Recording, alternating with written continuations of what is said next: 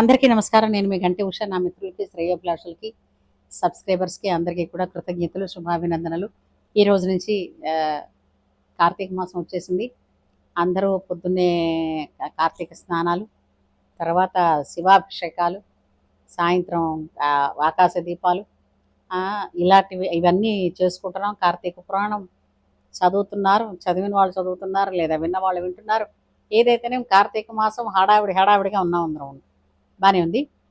నా వీడియోస్ని చివరి దాకా చూడండి, ఎందుకంటే నా వీడియోస్లో ముఖ్యంగా జనహితవు, మనహితవు కలిపి సమాజ హితవు మాత్రమే ఉంటాయి.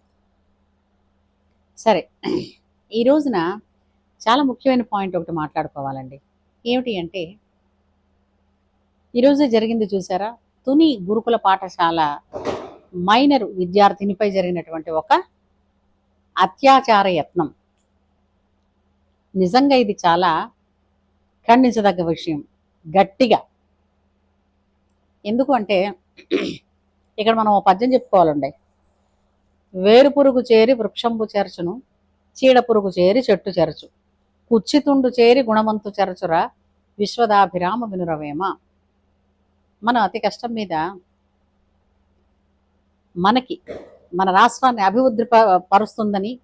అభివృద్ధి పరిచే విధమైనటువంటి కూటమి ప్రభుత్వానికి మనం ఎంచుకోవడం, అవకాశం ఇవ్వడం, ఆ ప్రభుత్వం ఏర్పాటు అవ్వడం, దానిలో మంచి మార్పులు ఇప్పుడిప్పుడే చూస్తున్నామనంటే, ఆ పార్టీకి చెందిన వాళ్ళమని మున్సిపల్ కౌన్సిలర్ని చెప్పి ఇలాంటి వ్యధవేషాలు వేస్తూ ఉంటే, అస్సలు ఇలాంటి చెప్తున్నాను కదా, కుచ్చితుండు చేరి గుణమంతో చెరచురా, ఇలాంటి చీడ పురుగుల వల్ల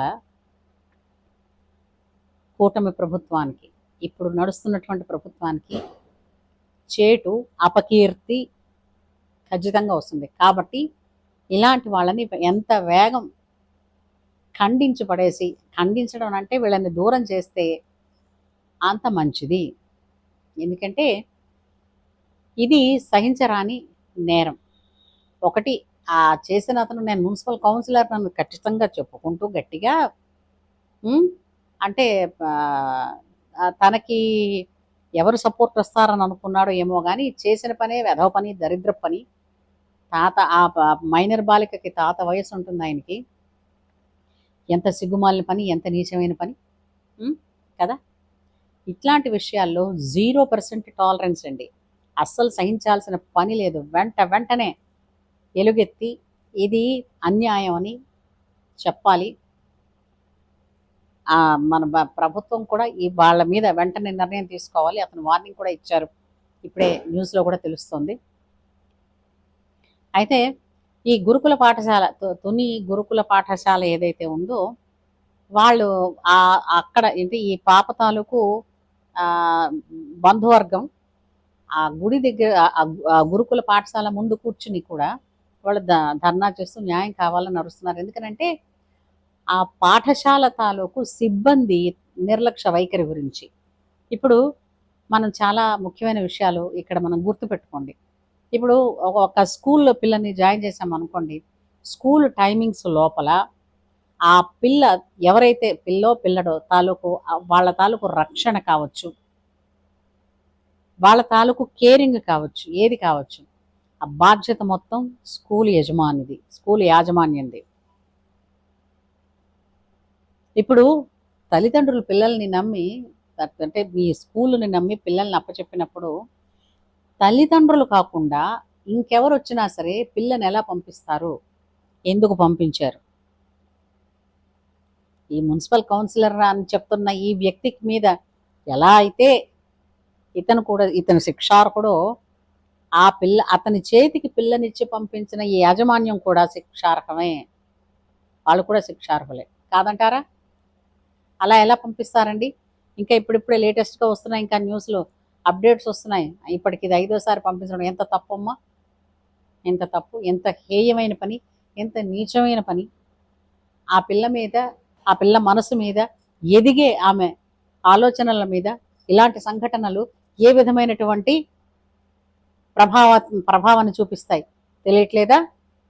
గురుకులాలంటే అందుకేనండి అసలు పసిపిల్లల్ని, అంటే భారతదేశపు సంపద మన యువత. ఈ యువత నిర్వీర్యం అయిపోతోంది అనుకోవడానికి కారణం ఏంటో చెప్పమంటారా? అమ్మ ఒడి, బడి, ఈ 2 ప్రదేశాలే పిల్లల్ని తీర్చిదిద్దేవి. ఈ రెండే ఈరోజు పొల్యూట్ అయిపోయాయి. అవునంటారా కాదంటారా? వెంటనే నేను ప్రభుత్వాన్ని కూడా ఇదే రిక్వెస్ట్ చేస్తున్నాను. నారా లోకేష్ గారు వెంటనే స్పందించారు. అలాగే ఇంకా ఇట్లాంటి చీడ పురుగులు ఎన్నెన్ని ఉన్నాయో, ముందు మనం అభివృద్ధి కార్యక్రమాల మీద మీరు దృష్టి పెట్టారు, మంచిదే. కానీ చిల్లుకుండలో నీరు ఎంత పోస్తే మాత్రం నిలబడుతుందా? పక్కకు పోతుంది. పైగా అందుకనే ఇంకా ఎవరు ఇలాంటి కుత్సితులు ఉన్నారో చూడండి, వాళ్ళందరినీ ఏరిపారేయండి. ఎందుకంటే వీళ్ళందరి వల్ల పార్టీకి, ప్రభుత్వానికి, ప్రభుత్వం చేసేటటువంటి మంచి కార్యాలకి కూడా ఇది అపకీర్తి తెచ్చిపెడుతుంది. ఇలాంటి వాళ్ళ సాంగత్యం పేసరంత పనికిరాదు. కాబట్టి వాళ్ళని వెంటనే, చెడు ఎక్కడుంటే దానిని విసర్జించాలి. అంతేకాకుండా తల్లిదండ్రులు పిల్లలకి అందులో ఇది కొంచెం తుని అలాంటివన్నీ కొన్ని పల్లెటూళ్ళు కదా, అక్కడ ఖచ్చితంగా చెప్పాలి గుడ్ టచ్ ఏమిటి, బ్యాడ్ టచ్ ఏంటి. ఒక వ్యక్తి అతను ఏ వయసు వాడు కావచ్చు, ఒక ఆడపిల్ల మీద, అది ఏ వయసు పిల్ల అయినా కావచ్చు, చెయ్యి వేసినప్పుడు ఆ చెయ్యి స్పర్శని బట్టి చెప్పగలగడం, భావించగలగడం, రక్షణ ఉందా లేదా అని తెలుసుకోగలగడం, వెంటనే దాని గురించి పెద్దవాళ్ళకి కంప్లైంట్ చేయడం అన్నది అవసరం. ఇవి పిల్లలకి నేర్పించాలి. కానీ నిజంగా పిల్లలు కొన్ని చెప్పినప్పుడు మనమేమనుకుంటామో తెలుసా, దీనికి ఇప్పటి నుంచి ఇలాంటి ఆలోచనలన్నీ వచ్చేసేయండి, మొబైల్స్ చూస్తుంది. ఎందుకంటే ఏనాడు కూడా ఏ తల్లిదండ్రులు మొట్టమొదటి తమ పిల్లలు చెప్తున్నది ఏంటి అన్నది వినరు. పిల్లలకి చెప్తాం మీరు నిజమే చెప్పండి అని, కానీ మనం ఎప్పుడు నిజాలు చెప్పం కదా. నువ్వు నిజం చెప్పు, ఏదైనా సరే నువ్వు నా దగ్గర నిజం చెప్పే ధైర్యం నీకు ఇస్తున్నాను అన్న ఒక దాన్ని ఏంటంటారంటే ఒక సపోర్ట్ పిల్లలకి మనసులో కలిగింది అనుకోండి, ఎటువంటి పరిస్థితుల్లోనూ ఎలాంటిదైనా సరే ముందు తల్లిదండ్రులతో చెప్పకుండా ఉండరు. తల్లిదండ్రులకి పిల్లలకి మధ్య కమ్యూనికేషన్ గ్యాప్ ఉంచుకోకండి.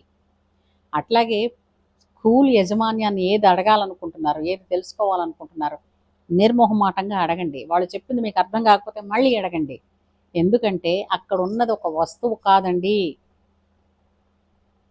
ఒక ప్రాణం, మన ఆస్తి. తల్లిదండ్రులకు నిజమైన ఆస్తి వాళ్ళ పిల్లలే. పిల్లల్ని జాగ్రత్తగా చూసుకోవాల్సిన బాధ్యత ఇంట్లో ఉన్నప్పుడు తల్లిదండ్రులది, బడిలో ఉన్నప్పుడు స్కూల్ యాజమాన్యంది. వాళ్ళు ఎలా పంపించేస్తారు, ఇలా ఇప్పటికి ఎంతమందిని పంపించారు, అసలు ఆ స్కూల్, ఆ గురుకుల పాఠశాలను ముందు దాని మీద కూడా ఏమిటి చర్య తీసుకోవాలి. వాళ్ళ డిసిప్లిన్ యాక్షన్ వాళ్ళ మీద కూడా తీసుకోవాలి. ఏమంటారు? మీరు కూడా నాతో అంగీకరిస్తే మీ అభిప్రాయాలు కూడా వెంటనే కామెంట్ సెక్షన్లో తెలియజేయండి, లైక్ చేయండి, షేర్ చేయండి. అలాగే మన పిల్లల్ని మనం భద్రంగా చూసుకుందాం, వాళ్ళకి జాగ్రత్తలు చెప్దాం. ఆ పసిపిల్లలు వాళ్ళు చెప్పేదేంటో వాళ్ళని బుజ్జగించి విందాం. వెంటనే నమ్మాలని లేకపోయినా నమ్మినట్టు నటించడం వలన కొన్ని విషయాలు తెలుస్తాయి. పిల్లలు మన దగ్గర ధైర్యాన్ని పొంది నేను ఏది చెప్పినా, నేను ఇలాంటి నాకున్న భయాలు ఏమైనా ఉంటే మా అమ్మతో చెప్తే నాకు వెంటనే నాకు మళ్ళా దానికి సొల్యూషన్ దొరుకుతుంది అన్న నమ్మకాన్ని పిల్లల్లో మీరు కలిగించాలి. ఏమంటారు? మీరు అవునంటారు, నాకు అదే తెలుసు. అంచేత మీరు వెంటనే ఈ వీడియోని లైక్ చేసి, షేర్ చేసి, సబ్స్క్రైబ్ చేయండి. ఉంటాను.